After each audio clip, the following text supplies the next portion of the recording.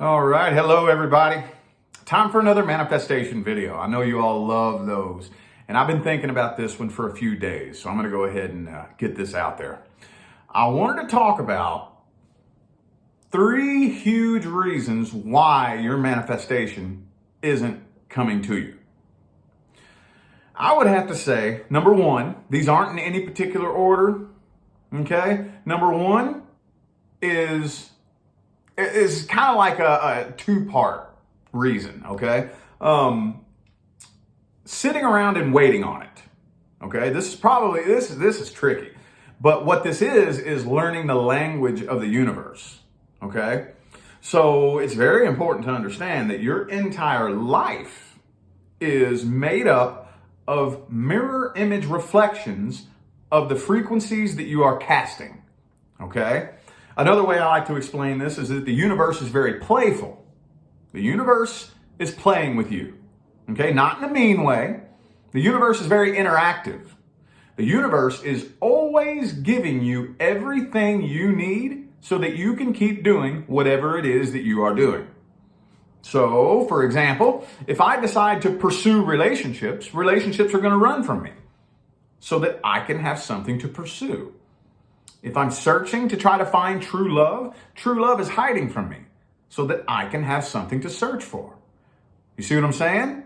So if I'm sitting around and waiting, the universe thinks that I enjoy waiting. So the universe is going to keep me waiting. Okay? This has a lot to do with learning the language of the universe. Okay? Learning the language. What am I really saying to the universe? And what's the universe really saying in response? Number 2, trying too hard. This kind of operates on the same operating system as number 1, okay? But I kind of like to look at this like forming a relationship with the universe, okay? So it seems like most people are either one extreme or the other, you know? You don't want to be one extreme or the other, okay? You don't want to try too hard. But you also don't want to do too little, okay? You don't want to be just a dead fish floating around in the water with no direction. But you also don't want to be a dumbass fish swimming against the current, not going nowhere, you know? Probably even going backwards, swimming against the current.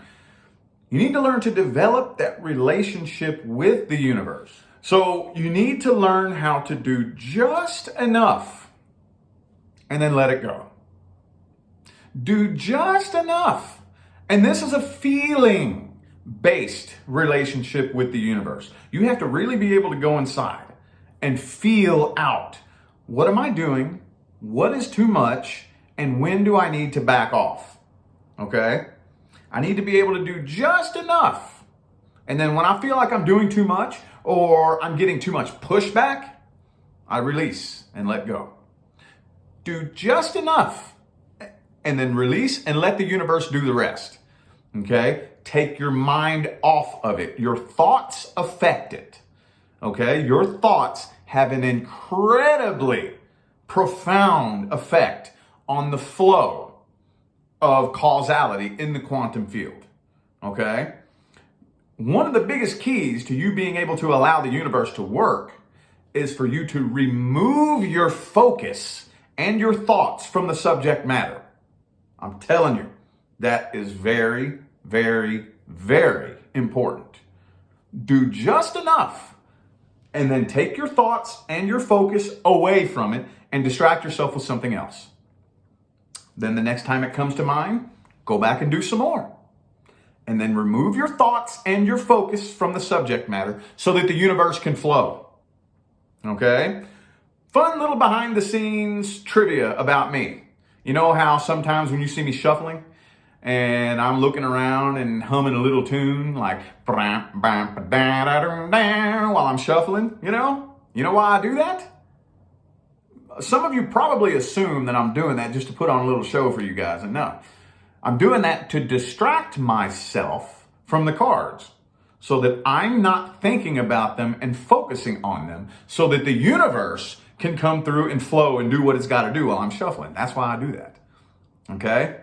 All right. Number 3.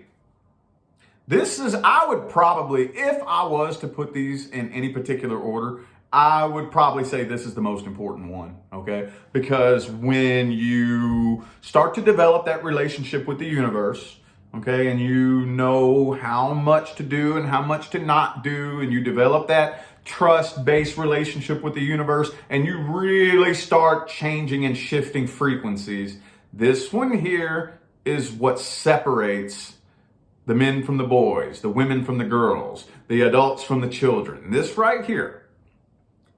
Clinging. Okay? You have to understand that everything that is in your life, everything, is on the same frequency that you are on. Okay? There is no judgment here when I say this. I'm not saying good frequency, bad frequency. It doesn't make you a good person or a bad person, or a smart person or a dumb person. Again, ever since Case with Everyday Masters use this analogy, I've been using this all the time. It's like a radio. Okay? Everything in your life is on the same frequency you're on. Let's say your life is currently tuned to 1077. Okay? Now, everything in your life, from the house you live in to the car you drive, the money that you make, the connections that you form with your friends and your family, your romantic love interests, everything is on 1077. That life you want is all the way over here on 98.9. So as you start doing this work, you're turning that radio dial. Turning it slowly but surely. Slowly but surely. You're changing frequencies. You're getting off of 1077, okay, on your way to 98.9. Everything and everyone that's staying on 1077 has to be pulled away from you. You will be faced with very difficult decisions. Okay? There will be people, places, and things that you have to separate from. Okay? Now, no, I'm not telling you to go out and cut ties with your friends and family. Oh, Rich said I have to go cut everybody out of my life. No, Rich did not say that. Okay? It will happen for you, period. It's not my opinion. That is an immutable universal law. Now, it doesn't have to happen. Okay? It doesn't have to. Let's say your best friend. You start doing this inner work and you really start changing frequencies and you start noticing. Feels a little bit weird between you and your best friend. It's not quite been the same. You all are starting to drift apart, not really talk so much. And there's some tension and some weird vibe between the two of you that you can't really explain. You know, that's because you're changing frequencies and the universe is removing this person from you because they're staying on that frequency and you're not. Now, yes, they have the ability to change frequencies with you, but they have to agree to do that with their own free will. Okay? You cannot make them do it. You cannot manifest them to do that. That's a big one too. Okay? You will be faced with difficult decisions. Okay? The number one thing that I see people, I have seen so many people that they're on the right track, man. They're making all the right moves. They're doing all the right things. And then when it comes time for them to part with something or someone, and they cling to that thing or that person or whatever it is. And it's like a hot air balloon being tied to a sandbag. It's just part of the process. It's just part of the journey. I understand. I'm not trying to downplay how hard these decisions can be. They can be very hard. They can be some of the hardest decisions you've ever had to make. You will be faced with difficult decisions. Okay? Do you trust the universe? Do you trust the universe to be able to say, okay, I'm going up the mountain. I'm going this way. Okay? If you want to come with me, come on. Come on, I'm going up here. But if not, I'm not waiting for you. You have two choices.